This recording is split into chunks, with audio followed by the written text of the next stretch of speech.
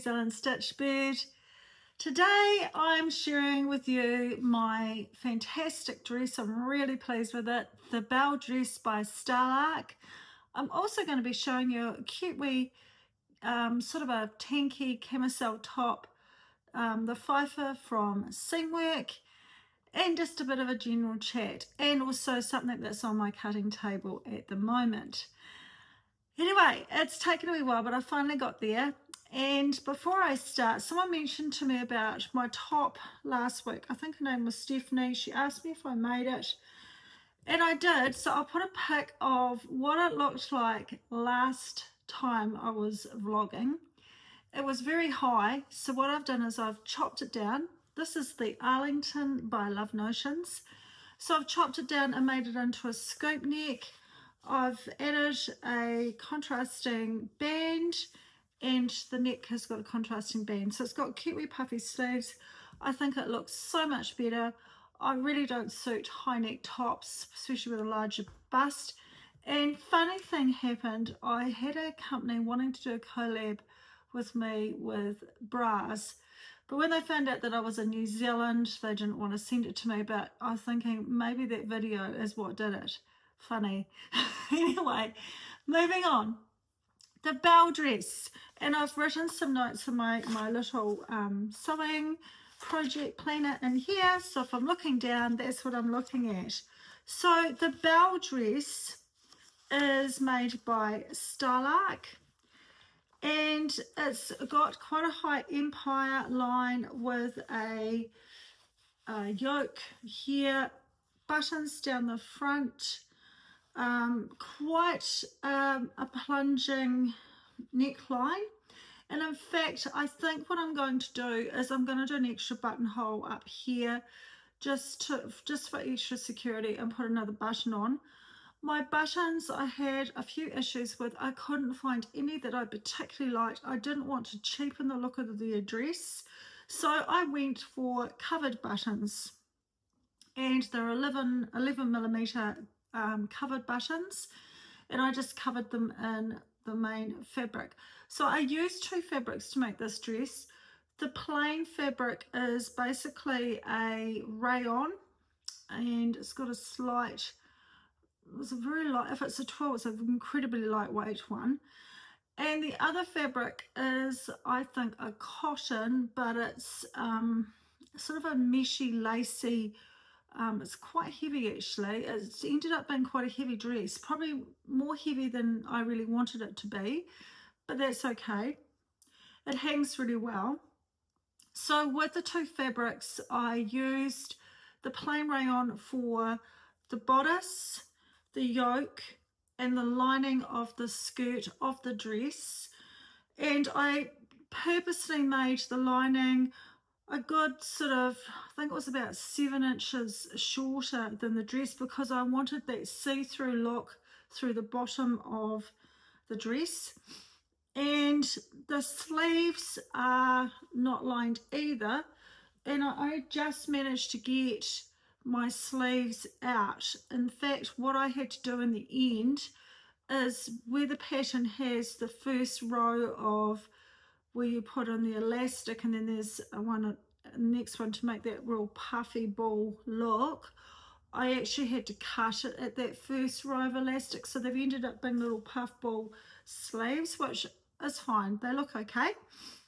And I think that was about all I did with the actual, I had to change the construction of the dress a little bit too. They say to sort of sandwich the yoke between the top and the bottom. Well, I actually ended up doing it my way to make the lining work, because it just wasn't going to work the way that they were doing it with me having the lining, but it's worked out okay in the end. And I was a bit worried about doing buttonholes, and the meshy cotton fabric's quite thick, and I didn't know really how that was going to go, but they worked out fine. And because I went for quite a small button, 11 millimeters is not a very big button, so that worked out great. And what I'm going to do is, because I'm taking this dress to Australia with me, I've decided that perhaps better to have a couple of spare buttons just in case something goes wrong. So I'm going to make up some extras just to take in some thread.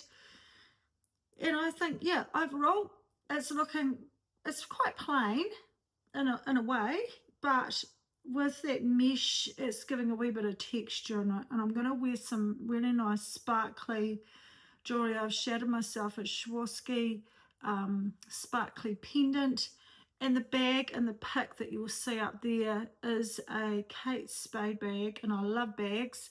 And this one has got the Swarovski crystals on the bag, so I'm kind of matching that with my jewelry. And I've just paired it with some sort of fairly plain gold sandals, and that's about it. That will be my outfit. It's quite easy, but I'm figuring that I'll be able to wear this again because it's you know, quite a classic style, I guess you could say.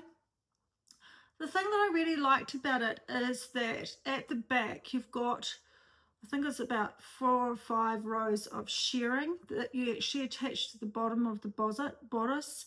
So I'll put a pic of the back of the dress up there. It's actually really pretty, where you've got the yoke, you've got gathers, then you've got the shirring, and then you've got the skirt.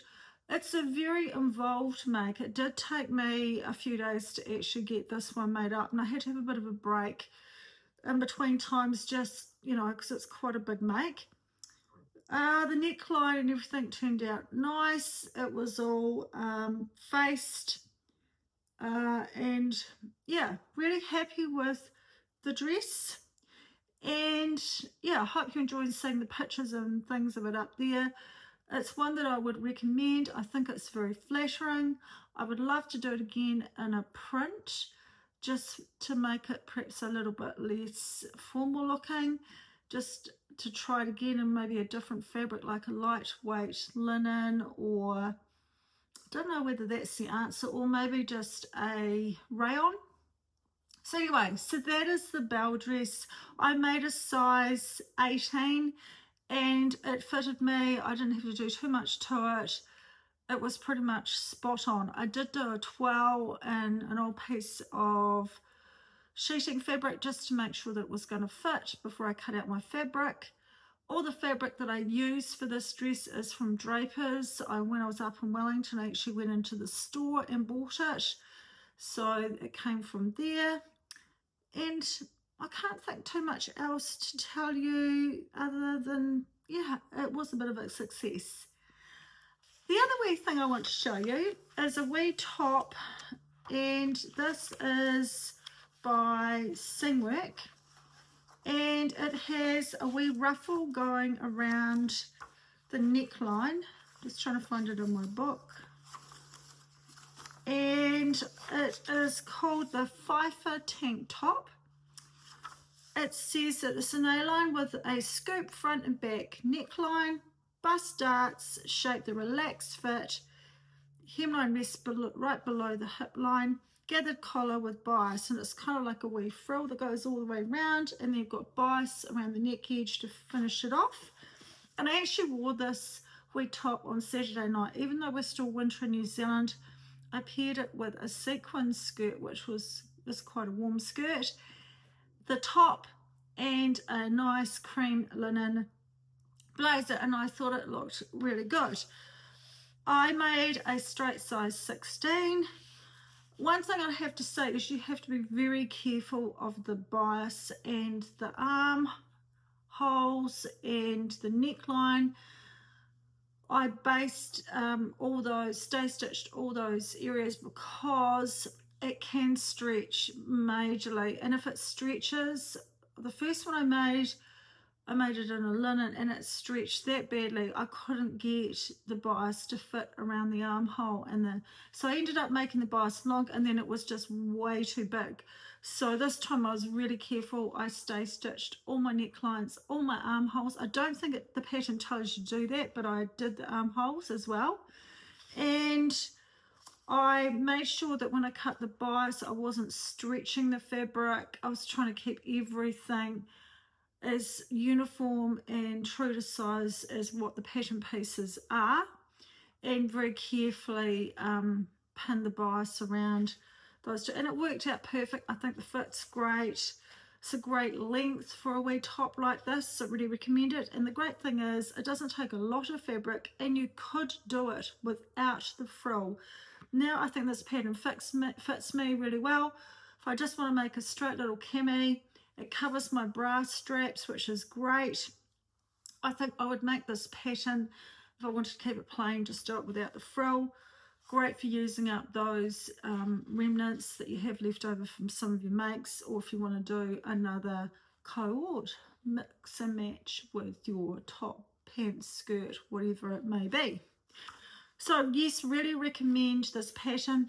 The fabric that I used was just a polyester fabric from Spotlight. I just really wanted a leopard print one, and this is all I could find at the time, and it is quite pretty, having a wee bit of gold accent in the fabric. So obviously I'll put pics, you would have seen pics as I've been talking. I've put pics up there of me wearing it with my outfit. Now, next week I have got my navy cord set, and I'm going to give you a sneak little peek at the end of this vlog. I'll probably just hang it up and I'll take a shot of it, and I'll be talking about that, and that is with the now peplin top and lane pants, and I'm really pleased. It's exactly how I imagined it to be, so I'll be showing you that next week. But let's talk about what's on my cutting table. On my cutting table I have this amazing bright, it's a linen cotton blend. It's not totally linen, and it is from Spotlight, but it's really pretty. It's got all my colours in it. It's got all the colours from greens to reds to oranges, those corally pinks. It is really pretty, and I thought because it is such a busy bright fabric, I really needed a pattern that wasn't going to chop it about too much. So I have decided to give the Rita shirt dress by Named Clothing a go, and what I've discovered is the front and back pieces are pretty much whole, so there's no cutting of them. There is a yoke on the back, but the main part, the skirt and the bodice, are pretty much all together, which is great when you've got a piece of fabric that you don't want to cut up and sort of destroy the continuous flow of the pattern.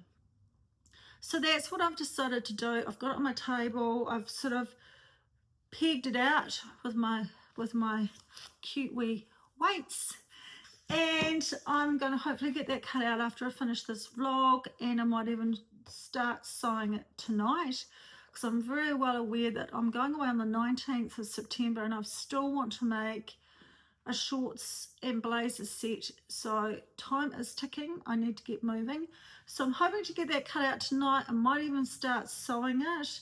I'm pretty much going to do the version as per the pattern, be midi length, what do they say about it, classic loose fitting shirt collar with a waist gathered with a cord, turn ups on the sleeves, and a deep vent on a midi length hem. So I'll be doing exactly like that. I've already got the buttons, I've got some cord for the tie, and they do it really quite cleverly that you actually stitch some bias or a piece of ribbon or something along the inside to make the casing. I could use self fabric. I'm going to see how it goes, but you do a wee casing on the inside that you stitch in, and there must be a couple of buttonholes or something coming out here where the cord comes out. And yeah, so looking forward to getting that one made up, and it's going to be a lovely bright print. So I'll have something that's classic to take away with me, which is for the wedding, and then I'll have this bright fun print for another, maybe a dinner out or something like that. So really looking forward to getting that made up. So that's been a very busy time for me making all these makes. I hope you enjoy watching my makes, and my idea is to sort of give you a bit of a review on how I've found the patterns personally, and hopefully give you some inspiration. So please like this video or subscribe, I really appreciate it. I'm slowly getting the subscribers up there, although I'm not really doing this for that reason. I'm doing it for me to be able to share my experiences with other people and actually enjoy meeting some of the people that I've met along the way in my sewing vlogging journey. Anyway, thanks for watching. Hope you get some sewing in this week. We'll catch you later. Bye now.